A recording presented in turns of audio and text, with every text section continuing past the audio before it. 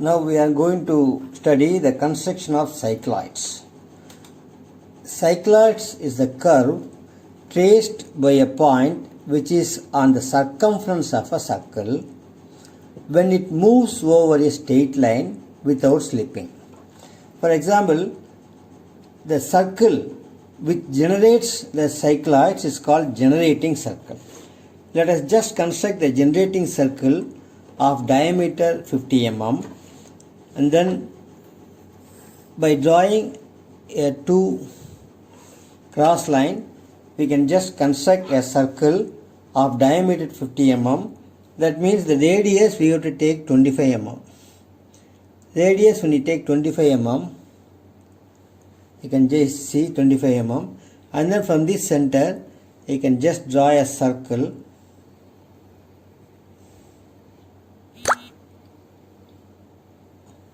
and then here we can draw one horizontal line which represents over this line the circle is going to roll without slipping. Now there is a point which is resting on the circumference, we say it's P. When it rolls over the straight line, what is the path traced by this point is called a cycloidal curve. Now to construct this straight line length should be equal to the circumference of the circle.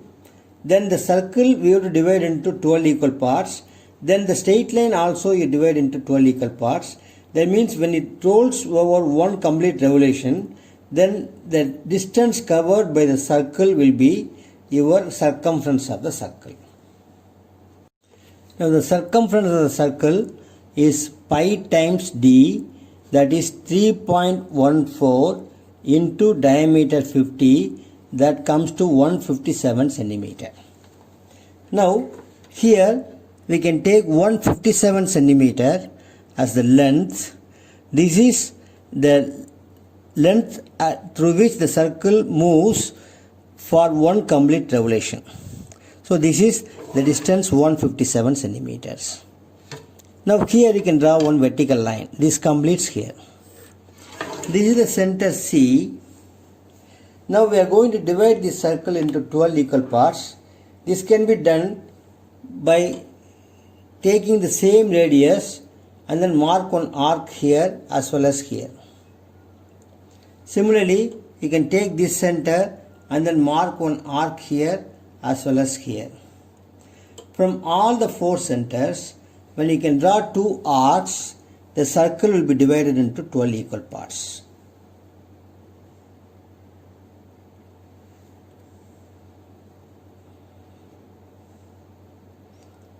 And then don't change the radius, you just keep the canvas as it is. Now we can name this curve. This is 1, 2, 3, 4, 5, 6, 7, 8, 9, 10, 11, and this is 12. Now the straight line also has to be divided into 12 equal parts.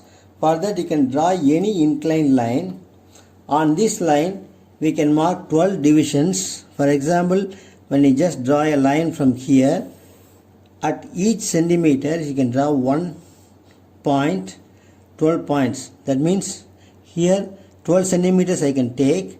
I have just kept here as 1, that is why I have taken 13. So there is a 12 centimeters gap between these 2 points. Now we can mark at each centimeters 1 point.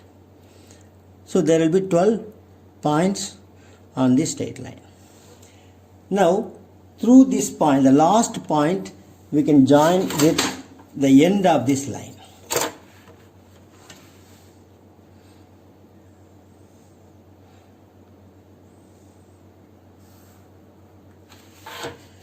Now we can make the minute after parallel to this line.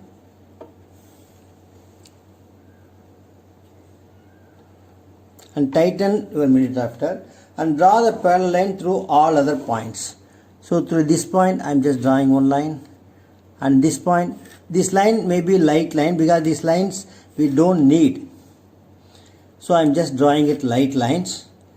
The concept is through all the points you draw a parallel line to the line which you want to divide into 12 equal parts. Remember, if you are dividing the circle into 12 equal parts, the straight line also should be divided into 12 equal parts. If you are dividing the circle into 8 equal parts, this point also has to be divided into 8 equal parts. Now we can name this 1, 2, 3, 4, 5, 6, 7, 8, 9, 10, 11 and 12. Now you remember, from this point the next division is 1. So from this point the next division here is 1. Now what we can do is, we can make the mini divider parallel to this, and then the center line, we are extending it. On this center line you project these centers.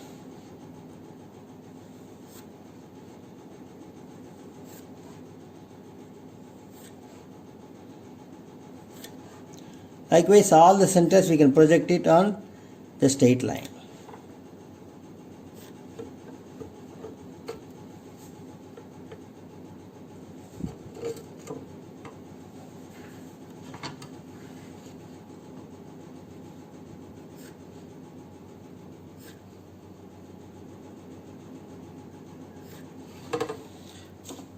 Now these centers we can mark it as C1, C2, C3, C4, C5, C6, C7, C8, C9, C10 and C11.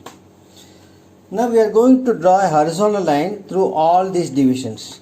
For example, here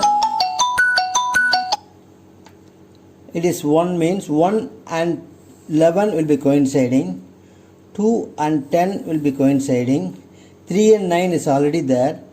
So 4 and 8 there will be a horizontal line, and 5 and 7 and 6 there are some horizontal lines. Now you take the same radius, because the point P from the center is at the radius. So C to P is the distance, the same 2.5 mm. We have not adjusted this radius. From C1 you can just draw one arc cutting your point or line passing through 1. The same radius with C1 as center, we can cut the line passing through 1. And from C2 as center, cut the line passing through your 2. Similarly, C3 as center, cut the line passing through 3. Similarly, C4, you can cut the line passing through 4. C5 is like this. C6 will be a vertical line only. Then C7 you can draw a horizontal line, or draw one arc to cut the line passing through 7. C8 is here, C9 is here, C10 is here, C11 is here, C12 will be again the same point. So these points you can just darken this. This is point P1, P2, P3, 4, 5 and 6.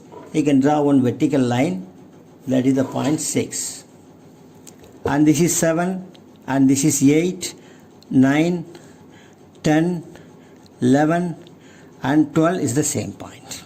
So you can, if you want to name this, P1, P2, P3, P4, P5, P6, P7, P8, P9, P10, P11 and P12. That means when the center comes here, when it rolls, we have divided this circle into 12 points. When the center comes here, this point P might have moved to this position. When it comes to the center C2, the point, when the circle comes to this one, when the center coincides here, this point P might have moved to this distance. Similarly, the point movement we have just traced. When you just join these points by a freehand curve, you will be getting a cycloidal curve. The curve will be coming like this.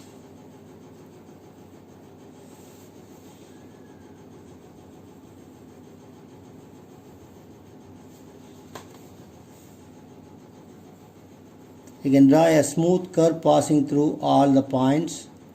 It comes and joins at this point. So the last point we can just join this and this and join here. So this is called your cycloidal curve. For this curve, at any point if you want to draw the tangent and normal, you say this point P here, you take the same radius. From this P, you cut the center line. Center line is somewhere here. Now this point you can just join with the horizontal line here, and then from this point you join this one or the given point P and extend it. This is going to be your normal. This is your normal, and then when you just draw perpendicular to this normal, that will be a tangent. For that it can be constructed like this. You make the minute after n parallel to the normal line, and then you can just tighten your knob, then you can draw one horizontal line that represents your tangent. So this is how we can draw tangent and normal to this cycloidal curve. So the cycloidal curves are used in the gear tooth profiles and everything, that in the future engineering you will be learning about this usage of these cycloids. Thank you so much.